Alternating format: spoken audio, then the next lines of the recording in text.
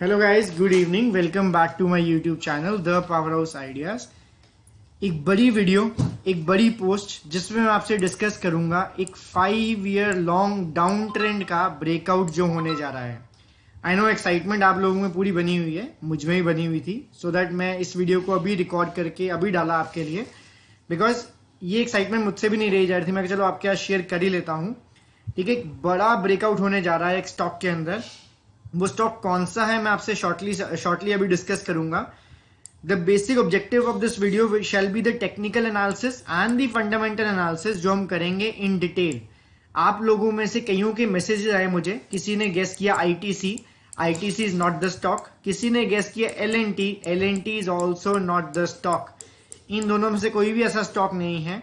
वो एक ऐसा स्टॉक है जो फंडामेंटली स्ट्रांग है, टेक्निकल्स पे एक राउंडिंग बॉटम दे रहा है एंड ब्रेकआउट के बिल्कुल पास है। तो चलो समझते हैं उस स्टॉक को, उस चार्ट को। पहले चलते हैं चार्ट के ऊपर, देखते हैं वो कौन सा स्टॉक है जो एक ब्रेकआउट अच्छा देने को आ रहा है। So the name of the chart is in front of you. The chart is Castrol India. इसमें हम 3 तरह के एनालिसिस करेंगे टेक्निकल्स पार्ट में। The first shall be the monthly time frame, then the weekly time frame, then the daily time frame. अगर आप देख सकते हो, ये आपके सामने मंथली टाइम फ्रेम खुला हुआ है, मींस एक एक कैंडल एक एक मंथ की है। ये स्टॉक सिंस 2008 एक अप ट्रेंड में था। अप ट्रेंड में होने के बाद काफी दिनों तक ये स्टॉक इस एरिया में फंसा रहा। आप देख सकते हो 7-8 महीने के लिए ये स्टॉक इसी एरिया में फंसा रहा एंड ब्रेकआउट ऊपर की तरफ नहीं दे पाया। उसके बाद इस स्टॉक ने एक ब्रेक डाउन दिया अपने प्रीवियस लो का एंड एक हाई क्रिएट किया जो पिछले हाई से नीचे था। उसके बाद इसमें गिरावट का सिलसिला शुरू हो गया। ठीक है, आप देख सकते हो कि यहाँ पे जो हाई बना, उसके बाद इसने एक नया लो बनाया जो प्रीवियस लो से नीचे था और हाई पिछले हाई से नीचे था। तो जब जब ये स्टॉक ऊपर गया तब तब ये नीचे आया अपने पिछले लो से, फिर ऊपर गया, फिर नीचे आया अपने पिछले लो से। लेकिन इस जगह पर कुछ खास हो रहा है। यहां पर एक ऐसा पैटर्न बन रहा है जो यहां पर कहीं पे भी नहीं बना। आप देख सकते हो कि स्टॉक ने पहले कंसोलिडेट करना शुरू किया। यहां पे मैं पेन का कलर चेंज करता हूं। स्टॉक ने पहले कंसोलिडेट करना शुरू किया यहां पर, उसके बाद धीरे धीरे ये एक ट्रेंड लाइन बनाता हुआ ऊपर जा रहा है, जो कि यहां पे कहीं पे भी आपको देखने को नहीं मिल रहा। इसको क्लियरली समझते हैं वीकली टाइम फ्रेम के ऊपर। ये है इसका वीकली टाइम फ्रेम। अब हमें पिक्चर थोड़ी क्लियर दिखेगी। आप देख सकते हो कि जब स्टॉक ऊपर गया यहां पर, उसने एक लो बनाया प्रीवियस लो के पास, लेकिन ये जो हाई था वो अपने प्रीवियस हाई से नीचे बनाया था इसने। पहला सिग्नल हमें यहां ब्रेक डाउन पे मिला, दूसरा सिग्नल हमें यहां पे ब्रेक डाउन पे के बाद एक लोअर हाई पे मिला। उसके बाद उसने जो हाई बनाया वो पिछले हाई से नीचे था। देन उसने जो लोस कनेक्ट किए वो पिछले लो से नीचे थे। सिमिलरली इस तरह जब भी स्टॉक ऊपर गया नीचे जाने के लिए और नीचे जाने के लिए गया, फिर ऊपर गया और नीचे जाने के लिए गया। लेकिन आप यहां देख सकते हो कि यहां पर इसने कंसोलिडेशन फेज शुरू किया। ऊपर तो गया लेकिन उसी जगह पर टाइम स्पेंड करना शुरू किया। आगे समझते हैं। आप यहां देख सकते हो कि यहां स्टॉक ने एक हाई क्रिएट किया जो प्रीवियस हाई से ऊपर था, और ऐसा इस इंटायर पीरियड में कहीं पे भी नहीं हुआ। उसके बाद इसने एक लो क्रिएट किया जो प्रीवियस लो से ऊपर था। ऐसा इंटायर प्रीवियस पीरियड में यहां पर कहीं पे भी नहीं हुआ। फिर उसने एक हाई क्रिएट किया जो पिछले हाई से ऊपर था एंड एक लो क्रिएट किया जो पिछले हाई से ऊपर था। एक क्लियर कट ट्रेंड चेंज हमें देखने को मिल रहा है in the form of a rounding bottom. एक इंपॉर्टेंट चीज हमारी रह गई मंथली पे, मैं आपको दिखाता हूं। आप देख सकते हो मंथली चार्ट पे दोबारा कि स्टॉक ने यहां पर समवेयर अराउंड 2011 एंड 2012 एक सपोर्ट लिया था। सेम उसी एरिया पर आफ्टर अ कोरोना फॉल, ये कोरोना का फॉल था, after a corona fall same उसी एरिया पर उसने एक फिर से सपोर्ट लिया है। It means price remembers it history, price discounts everything, price remembers it history. ऐसा क्यों हुआ कि 98 रुपीज आज से 10 साल पहले भी सपोर्ट थे और आज भी सपोर्ट है। This is the concept of demand and supply. अब आपके मन में क्वेश्चन आ रहा होगा कि अगर स्टॉक इतना अच्छा है तो यहाँ पे इतना गिरा क्यों? Entire auto sector was down and कई बार क्या होता है कि स्टॉक नीचे गिरता है ड्यू टू टेक्निकल रीजंस और अदर रीजंस, लेकिन स्टॉक फिर भी फंडामेंटली अच्छा होता है। तो यहाँ पे हमें एक रिवर्सल देखने को मिल रहा है। इसको फर्दर समझते हैं फिर से वीकली टाइम फ्रेम के ऊपर कि एंट्री और एग्जिट क्या रह सकती है। आप देख सकते हो यहाँ पे clearly, let me highlight that for you, that this area, एक सेकेंड होल्ड रखो, आप देख सकते हो यहाँ पे clearly that this area over here, then again over here, then again 5 times has worked as a resistance. अब ये स्टॉक उसी जगह पर दोबारा है, तो क्या हम अभी इसमें एंट्री लेंगे? आंसर इज नो, बिकॉज ये एरिया 5 बार रेजिस्टेंस का काम कर चुका है और उससे पहले 2014 के अंदर भी और 2013 के अंदर भी और 2010 के अंदर भी रेजिस्टेंस एंड सपोर्ट का काम कर चुका है। So this is an important level. इस लेवल को मार्क करते हैं। ये लेवल कौन सा है? ये लेवल निकल के आता है somewhere around 152 excuse me, rounded off to 160। ठीक है, 152 को राउंड ऑफ करते हैं ये लेवल तक, मतलब 160 का लेवल एक इंपॉर्टेंट रोल प्ले कर रहा है एज अ रेजिस्टेंस। तो हमें क्या करना है इसमें? हमने वेट करना है कि 160 का लेवल या 155 का लेवल ब्रेक हो, रीटेस्ट हो, एंड रीटेस्ट के बाद एक स्ट्रॉन्ग ग्रीन कैंडल बने विद वॉल्यूम, नीचे वॉल्यूम आनी चाहिए। ठीक है, अगर ये ऐसा पैटर्न बनाता है तो हमारा टारगेट रहेगा इसका all time high somewhere around 260, means 80% की मूव हमें मिल सकती है इस स्टॉक से। हम में से सब लोगों के घर में हम एफडी में, फिक्स डिपॉजिट में इन्वेस्ट करते होंगे to earn 5% interest in 1 year. तो अगर ये स्टॉक 2 साल में भी हमें 80% देता है तब भी एफडी से काफी ज्यादा होगा। ठीक है, और एक फंडामेंटली साउंड स्टॉक है ये। ठीक है, मैं आपको फंडामेंटल्स इसके समझाऊंगा अभी जल्दी थोड़ा सा और समझते हैं इसको।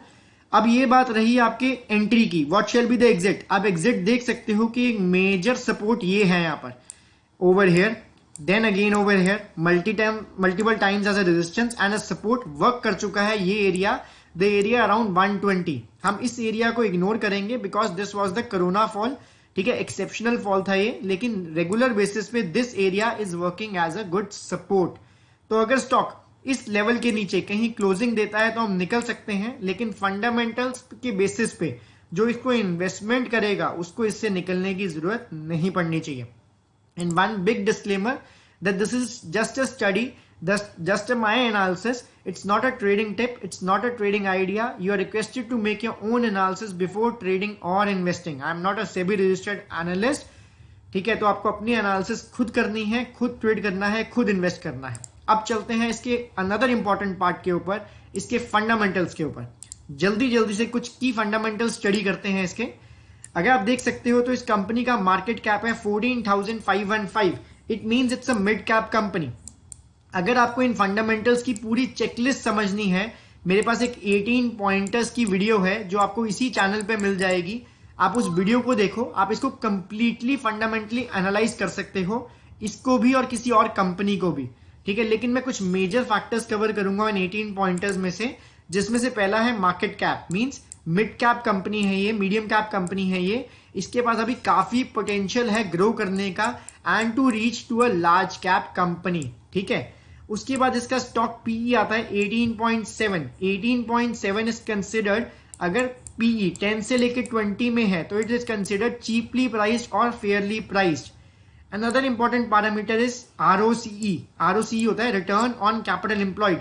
इक्विटी के ऊपर और डेट के ऊपर अगर आप लगाते हो पैसा तो आपको रिटर्न आती है 56.8% की एक साल में, मतलब 100 रुपए लगाने के बाद आपको 56 रुपीज का बेनिफिट देता है ये स्टॉक। अगर हम बात करें रिटर्न ऑन इक्विटी की तो वो है 41.9%। इक्विटी मींस कैपिटल के ऊपर, शेयर होल्डर के पैसे के ऊपर ये 42% की रिटर्न हमें देता है। चलते हैं एक और इंपॉर्टेंट पैरामीटर के ऊपर जो है इसकी सेल। आप देख सकते हो दिसंबर 2009 में जो लेटेस्ट डाटा अवेलेबल है हमारे पास, उसमें इसकी सेल 2318 करोड़ थी, जो ग्रेजुअली इंक्रीज होकर 3847 करोड़ हो गई है। मींस ये कंपनी अपने धंधे से पैसा बखूबी और अच्छे से कमाना जानती है। अगर हम बात करें इसके ऑपरेटिंग प्रॉफिट की तो वो 585 करोड़ था। ऑपरेटिंग प्रॉफिट इज धंधे की इनकम से प्रॉफिट। 585 करोड़ से वो इंक्रीज होकर 1083 करोड़ पे हो गया है, ऑलमोस्ट डबल। परसेंटेज टर्म्स में 25% से 28% हो गया है, इंक्रीजिंग ट्रेंड है which is positive. Now let's move to another important parameter. मैं कुछ पैरामीटर्स को स्किप कर रहा हूं। अगर आपको डिटेल में सारे पैरामीटर्स समझने हैं तो I repeat, investment versus trading नाम से एक वीडियो है मेरे चैनल के ऊपर, उसको आप देखोगे तो आपको सारे पैरामीटर्स आप खुद समझ सकोगे और उनको क्यों देखना होता है ये भी समझ पाओगे। चलते हैं नेक्स्ट इंपॉर्टेंट पैरामीटर के ऊपर, वो है बैलेंस शीट। बैलेंस शीट में आप देख सकते हो कि पिछले 4-5 सालों से इसका कैपिटल स्टैटिक है, स्टैग्नेंट है, विच इज कंसिडर्ड पॉजिटिव, क्योंकि इसे अपने शेयर होल्डर्स से और पैसा उठाने की जरूरत नहीं पड़ रही है। इस कंपनी को पैसा क्यों नहीं उठाने की जरूरत पड़ रही? बिकॉज इन दिसंबर 2009 इस कंपनी के पास रिजर्व्स, खुद का पैसा था 371 crore, which has increased 3 times to 1014 crore. And the most important part is इस कंपनी के सिर पर कोई भी लॉन्ग टर्म डेट नहीं है। इसने अपना कोई भी बड़ा पैसा किसी को वापस नहीं करना, मींस जो इसका पैसा है वो खुद का पैसा है। अगर हम बात करें शॉर्ट टर्म लाइबिलिटीज की और शॉर्ट टर्म एसेट की तो आप देख सकते हो कि कंपनी के पास 2200 करोड़ ऐसा पैसा है जो उसे एक साल में आ जाएगा और 964 ऐसा पैसा है जो उसको एक साल में देना है। मींस कंपनी के पास अभी भी सरप्लस कैश फ्लो है, सरप्लस लिक्विडिटी है 1200 प्लस करोड़ की, एंड उसके रिजर्व्स हैं 1000 करोड़ के जो यहां पे दिख रहे हैं हमें। अब चलते हैं नेक्स्ट इंपॉर्टेंट पैरामीटर पे जो कि है कैश फ्लोज। ये कंपनी अपने ना ही धंधे से पैसा कमा रही है, प्रॉफिट अर्न कर रही है, बट उसको कैश में भी कन्वर्ट कर पा रही है। मींस प्रॉफिट तो कमा रही है बट कैश भी एक्यूमुलेट कर पा रही है, कैश अर्न कर पा रही है। बहुत सी कंपनीज ऐसी होती हैं जो प्रॉफिट तो कमाती हैं लेकिन कैश रियलाइज नहीं कर पाती, लेकिन ये company after returning the investments and everything, इस कंपनी के पास बचता है 128 करोड़ अपना, 128 करोड़ कैश में। Last important thing to consider is the investors and the promoters holding. आप देख सकते हो even after this big downfall, जो हमें एक चार्ट पे अभी देखने को मिला था यहां पर, जो आप देख सकते हो downfall, even after this downfall promoters ने अपना स्टेक स्टैग्नेंट रखा है। 51% था और अभी भी 51% है। Means they have trust in the business of the company. FIIs ने, फॉरेन इंस्टीट्यूशनल इन्वेस्टर्स ने भी अपना स्टेक ग्रेजुअली इंक्रीज किया है। मींस उनको भी ट्रस्ट है इसके बिजनेस में। ये बड़ा पैसा है, बिग मनी है। Why they are investing in this stock? The answer is simple. अगर हम देखें तो प्रीवियस क्वार्टर के अंदर भी उन्होंने अपना स्टेक को इंक्रीज किया है। अगर हम बात करें डोमेस्टिक इंस्टीट्यूशनल इन्वेस्टर्स की तो उन्होंने भी एक 16.52% का स्टेक इस कंपनी में बना के रखा है। दो इट्स डिक्रीजिंग बट बाकी दो स्टेक काफी अच्छे हैं, तो ये भी स्टेक एक अच्छा ही माना जाएगा। पब्लिक के पास बहुत कम शेयर होल्डिंग है शेयर की, मेजर शेयर होल्डिंग बड़े लोगों के पास एंड प्रमोटर्स के पास है। Ask yourself why this company is having major money invested by the big promoters and big institutional investor. The reason is because they trust this company. ठीक है, तो एक छोटा सा एनालिसिस था एक बड़े से ब्रेकआउट का जो इस चार्ट पे देखा जा सकता है। अगर आपको एनालिसिस अच्छा लगता है और आपको अपने एनालिसिस के अकॉर्डिंग इसको लगता है कि कंपनी आगे जा सकती है जैसे कि हमने देखा और समझा, तो आप इसमें इन्वेस्ट कर सकते हैं, लेकिन as per your own analysis, because this is not a trading tip, this is just an educational video, so that हम आपके साथ एजुकेशन शेयर कर सकें और आप भी इस तरह से एनालिसिस कर सको। I'll be coming up with more such analysis, with more such interesting videos. Till that time, take care of your profit, take care of your portfolio. Bye bye. I'll see you in the next video.